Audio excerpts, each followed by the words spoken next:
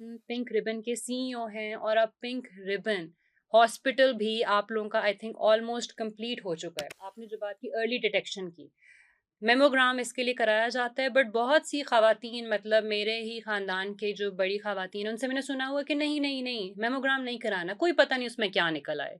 इतना खौफ़ बैठ चुका है ब्रेस्ट कैंसर का कि लोग वो पहली सीढ़ी ही नहीं चढ़ते। खुदा ना खास्ता अगर किसी के जिस्म में कैंसर है, जो ब्रेस्ट कैंसर है, और वो कह रहे हैं कि नहीं नहीं मैंने नहीं इसको पता नहीं करना, तो देखें हुँ, ये तो एक टाइम बॉम्ब है। बिल्कुल। ये तो आहिस्ता आहिस्ता आहिस्ता आहिस्ता ये तो फिर खुदा ना खास्ता एक दिन जिस दिन फटेगा हुँ, तो वो कितना खतरनाक होगा। ऑन दी अदर हैंड, मतलब ये सारी जो कैंपेन का जो कॉन्सेप्ट है वो ये है कि हम अर्ली डिटेक्शन की बात करें। अर्ली डिटेक्शन में जो पहला स्टेप है, which is the most simple step, वो ये है कि हर खातून महीने में कोई एक दिन फिक्स करे और अपना जो है वो सेल्फ एग्जामिनेशन करे। उससे ये ठीक है। होगा कि अगर किसी तरह की भी कोई चेंज होगी, और चेंज देखनी ये है कि जी अगर छाती के पे या बगल के नीचे कहीं पे भी कोई गिल्टी बननी शुरू होती हुँ, है, छाती की जो स्किन है उस पे कोई रैशेस या कोई डिंपल पड़ जाते हैं, या किसी तरह का कोई डिस्चार्ज शुरू होता है,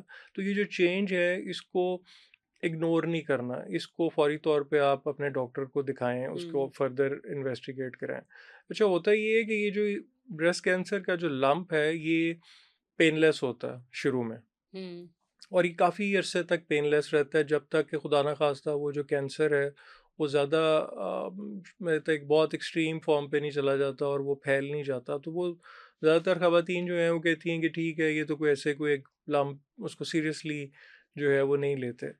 अब अगर ये जिस वक़्त लंप बना, अगर उसी वक़्त इसको चेक करा लिया जाए, मे बी सिर्फ़ एक सिंपल सर्जरी से उसको रिमूव कर दिया जाए, और दैट्स इट। और फिर टेस्ट करा लिया जाए। और टेस्ट उसका हुँ, बिल्कुल ऑफ जो है।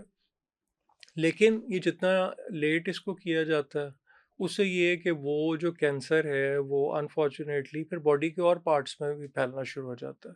अब वो जब वो बॉडी के और पार्ट्स में फैल जाता है तो फिर उस वक़्त ये है कि उसके लिए कीमोथेरेपी करानी पड़ती हुँ, है, which is again very painful process बिल्कुल। है। फिर उसके लिए रेडिएशन करवानी पड़ती है, वो अगेन बहुत पेनफुल प्रोसेस है। तो ये जो अब जनरली ये जो आपने बात की, ये आपकी फैमिली की ख़वातीन नहीं, ये जनरली बिल्कुल। मतलब, और ये बड़ी एक हमने जब अपनी कैंपेन शुरू की और हमने पहले कोशिश की कि हम पढ़े लिखे तबके से शुरू करें, हुँ, तो आई वाज़ सो सरप्राइज्ड कि पढ़ा लिखा तबका जो है वो शायद ज़्यादा रिलक्टेंट था बिल्कुल। एज़ कम्पेयर टू कम पढ़ा लिखा तबका हुँ, जो है, क्योंकि वो पढ़े लिखे तबके में मतलब सोशल प्रेशर्स भी हैं, वो तो वो जी के किसी को पता ना लग जाए। अच्छा, देखें मतलब ये एक बीमारी है, जैसे कोई भी बीमारी होती है तो ये भी एक बीमारी है, किसी को भी खुदा ना खास्ता कोई बीमारी, अब ये कि पता ना लगे, छुपाना,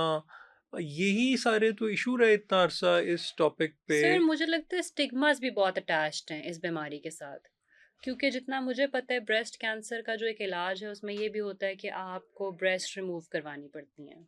अच्छा, ये भी देखें, अब ये भी बिल्कुल बहुत आउटडेटेड बात होगी। उसकी अच्छा। वजह ये है कि जितना अर्ली डिटेक्ट होगा, अब तो सर्जरी इतनी एडवांस हो गई है कि वो जो एक छोटा सा जितने हिस्से में वो लंप है, सिर्फ उतना हिस्सा रिमूव होगा ठीक। और वो भी रिकंस्ट्रक्ट हो जाएगा। अच्छा, अगर खुदा ना खास्ता अगर वो इतना लेट है कि पूरी ब्रेस्ट को रिमूव करना पड़े, तो वो भी अब रिमूवल के साथ ही रिकंस्ट्रक्शन जो है वो भी हो जाती है। तो ये मतलब बिल्कुल आज से चंद साल पहले ये था कि जी बस वो कैंसर डायग्नोज हुआ तो फॉरेन डॉक्टर जो हैं उन्होंने पूरी एक बॉडी पार्ट ही जो है उसको रिमूव हुँ। कर दिया। बट अभी तो things have changed, and again this is why early detection is important. Early detection is important कि जितनी जल्दी आप डॉक्टर के पास जाएंगे, उतना ही आप कम से कम तकलीफ से गुजरेंगे।